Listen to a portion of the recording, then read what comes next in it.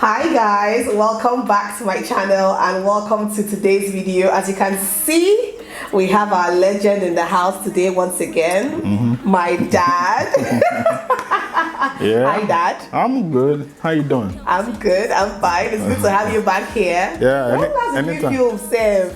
It's Is it up to 1 year? About 9 months ago. About 9 months. You're even keeping track. Alright guys, so today's video is going to be a very fun one. Alright, the last two videos I did with my dad were more serious videos. But this time around, we want something fun and something, quite random. And I filmed this video with Mom C, with Jessie, and with Melva. This video is going to be asking my strict Nigerian dad questions that you are too afraid to ask yours. Are you excited for this, dad? Oh, that's okay. Bring it on. Bring it on. Are you sure? Are you ready? Bring it on. Yeah. All right, guys. Without further ado, let's get right into this video.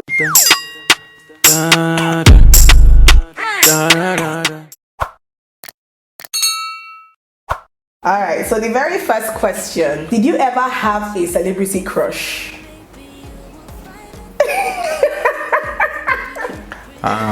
Did you ever, at any point in your life, ever have a celebrity crush? I would say yes and no. Okay. No, because in our own time, we were working with celebrities left, right, and center. To your right was Ruth Benemesa up here, Sienna Howell Brown, Julie Coca, Franco Lise. Everybody was always around you in the studio, in the editing suite, and the corridor. So everybody was a celebrity kind of. So it wasn't that much, But yes, as a human being, when you withdraw yourself from that celebrity status, there are a few people you admire, a few people you're like, oh, really? It has to be a female, though. Yes, of course, definitely.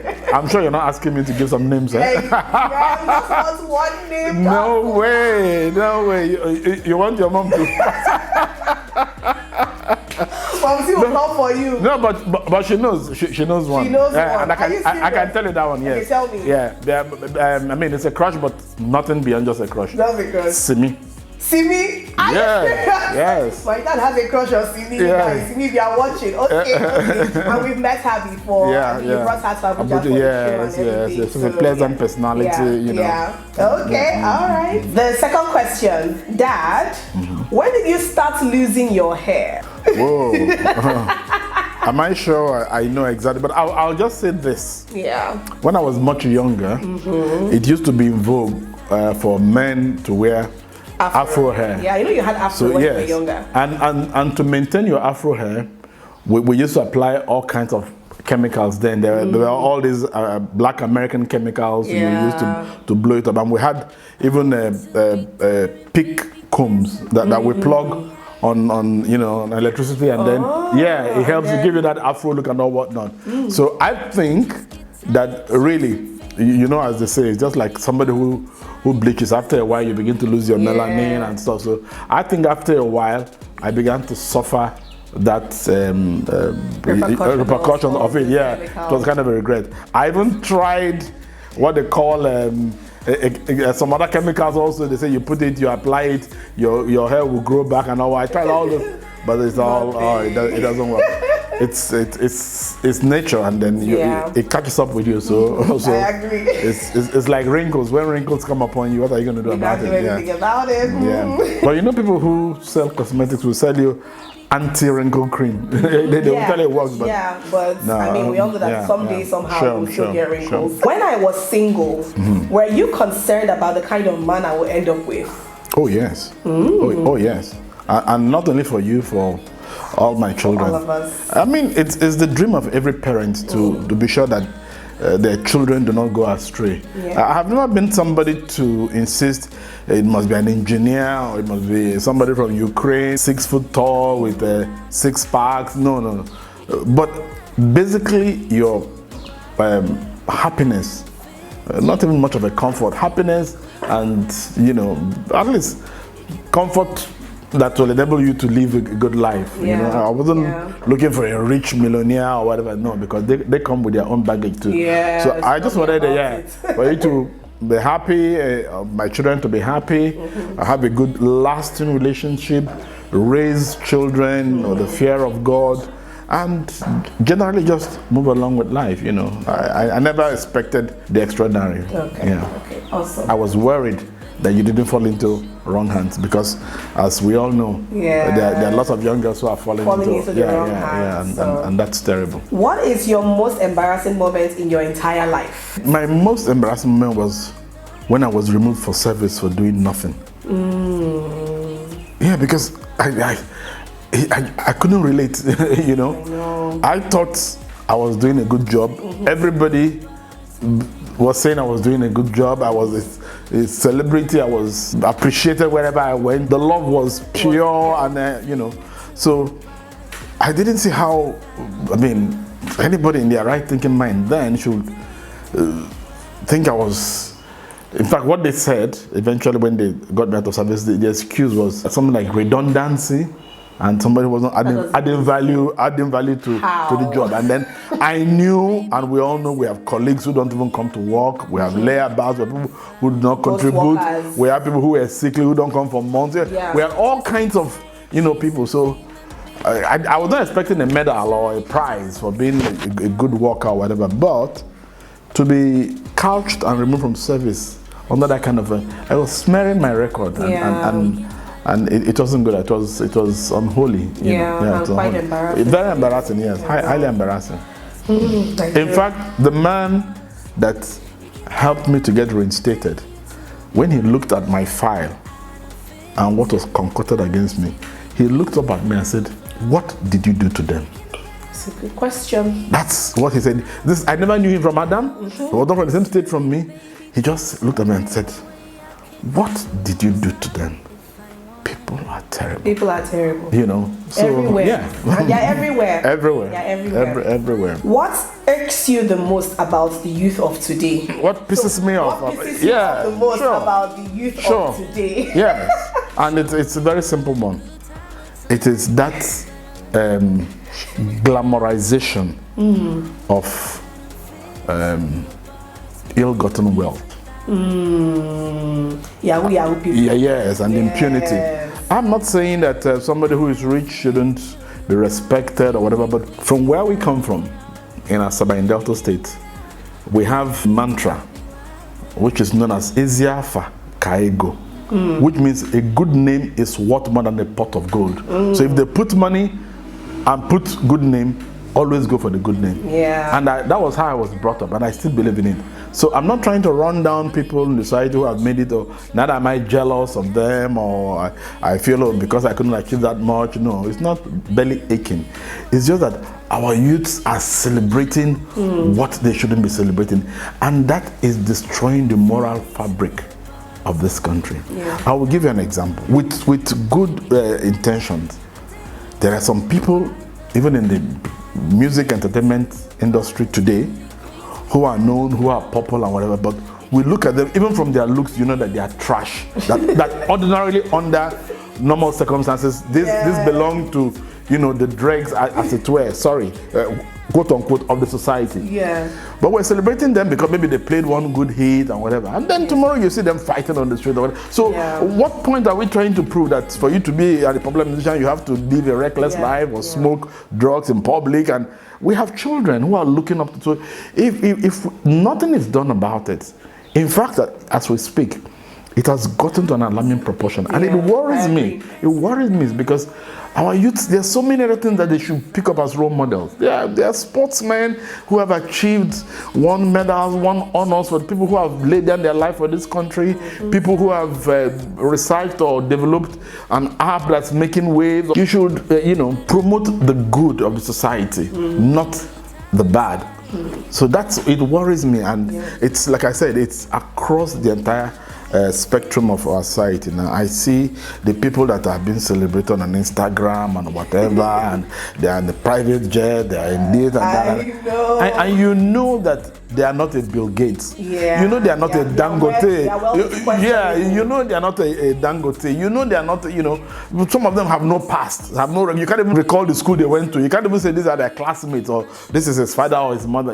From nowhere they just blow, like they say. They blow, boom. And then, good luck to them. Why do parents compare their kids to other kids? It's something we're talking about, role modeling. You would rather be like when you were in school. I'm sure some of your classmates were like maybe the daughter of a minister or the daughter of a former Miss Nigeria or something. And then when you go out and say, so and so person is my friend, are you sure? The mom is this. You say, oh yes, you feel proud, So that should be what society should be, egging towards, the better side of society rather than the negative side. Yeah. So every parent will want, for instance, if I'm at home watching TV and you're working with a girlfriend of yours, in as much as I'm fashion conscious, in as much as I'm a modern man and I like the good things of life, it would be an anathema to see her come with all her boobs exposed, for instance, and tied, what do you call it, slits that are up to the hips or whatever, With due respect, they might be fashionable, Yeah. So what as of any good father, what any good father will say is, show me your friends. Yeah. So it's important. Or I hear that you'll be hanging out with a boy down the street and we all know him to be a drug addict. I can't be happy as a father. Yeah. It's natural. I would rather it's not that, Yeah. Why do fathers, or in general now, why do parents not want their daughters to have a boyfriend, but then start quizzing them about a husband when they become of age? Yeah, it's because every father is a bad boy. So yes, that's the truth. I will say it. We know what's up. We know what's up. So we don't want our children to fall into that. We know what's up. The thing is, how do you want them to have a husband? They don't have a boyfriend first. No. It's for me. It's not that you shouldn't have a boyfriend. No, I'm not saying that. Every girl, every child, every youth is entitled, with due respect, to his or her own life experiences. In fact, without those life experiences, you will not learn. Yeah. You must go through the ups and downs, heartbreak, disappointment. That makes you tougher and stronger. You cannot escoon your daughters and say you won't know a man just until the final day. Boom! Here is a virgin bride for you. No. Nobody does that. So I want them to have their own experiences to be relationships, but it's the moderation, and then it is don't give out everything you have just in case the guy is not a serious person. Like we have today, we have a lot of hangers on who are just hit and run. So no father wants to see this boy come to the next week and another boy comes the next month. No. Yeah, you're right. It's messy. It's very messy. How do you know when a man? Okay, this is like also continuing from that question. Yeah. So how do you know when a man is serious about a relationship and not just playing around? This one is for my single ladies. So well, okay. There are a few things I call red flags. And I recommend to all young girls, you must date somebody for a considerable period of time for you to actually know the person.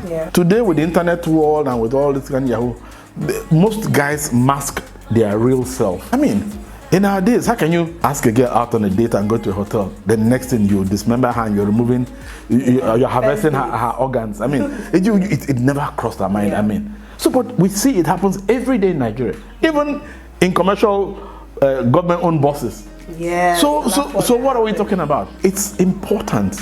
If you do not know a guy very well, you have to be cautious for your life, for even your emotional well-being, so that you don't suffer heartbreak every day of your life. So you have to be cautious. You have to know. In those days, people go and make inquiries about your family.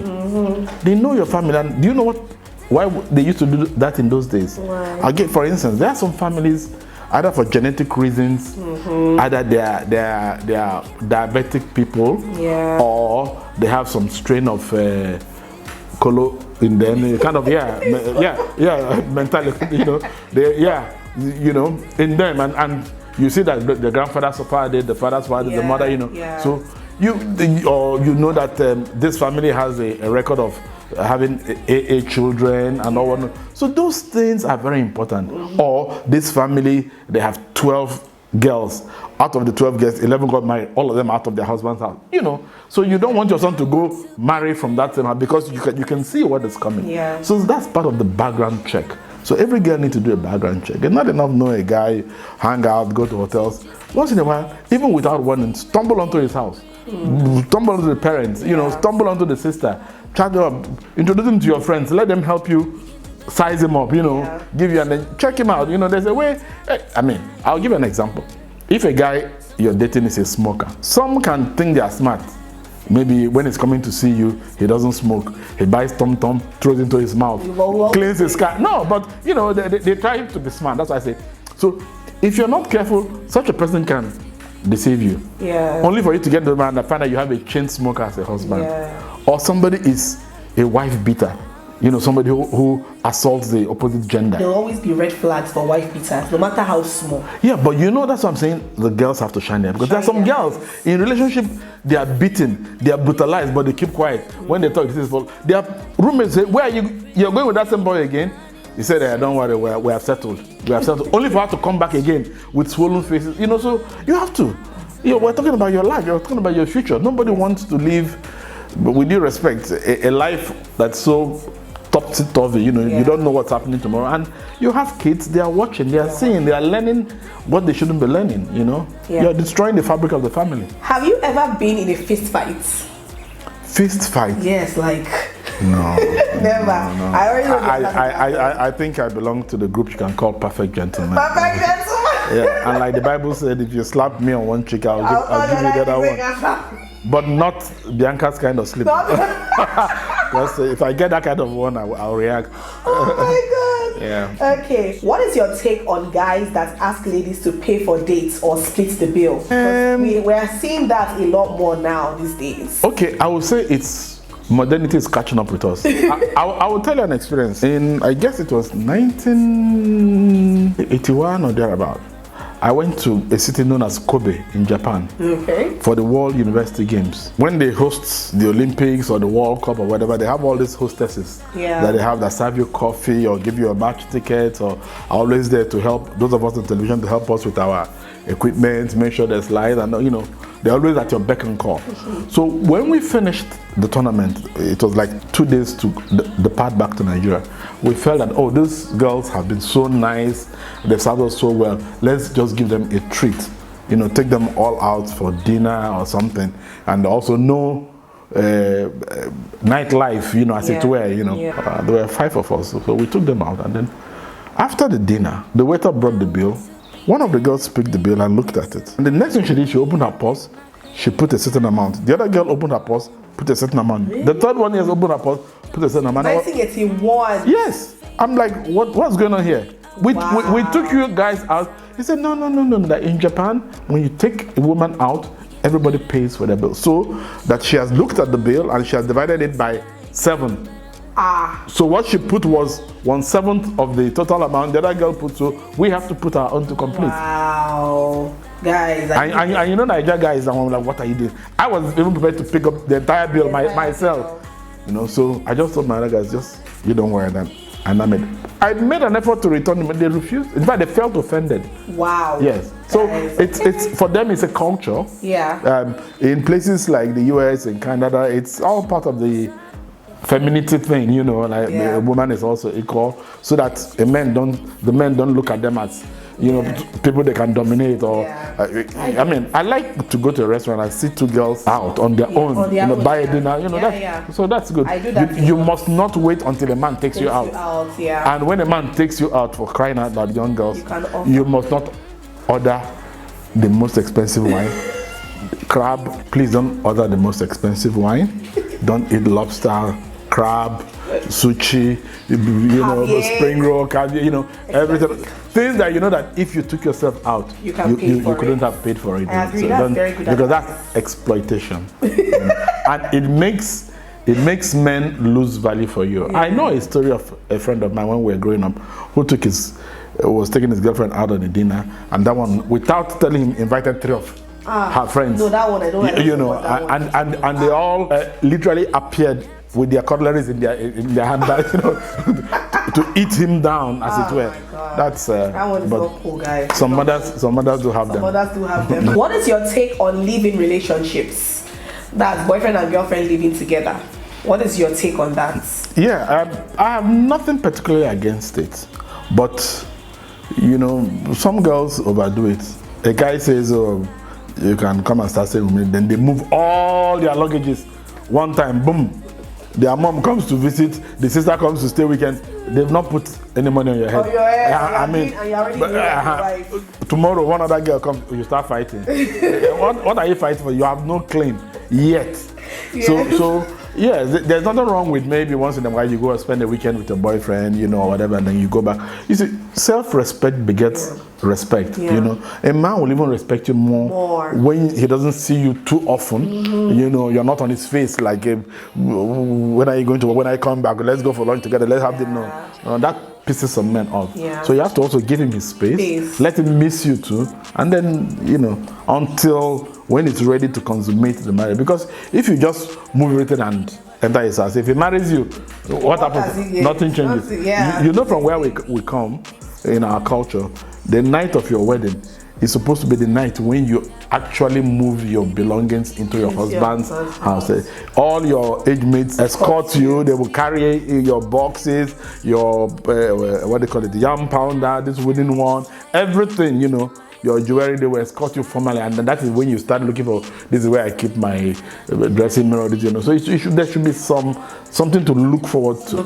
Yeah. If I tell you today that I want to go for plastic surgery, what would you do? Nah. You don't want to be walking on the street and part of your bum falls off, do you? Yeah, because no, we know these things. We've seen it. Anything artificial does not last. Yeah, some will. Yeah, it's the in thing. I'm a celebrity or whatever. But come on, hey.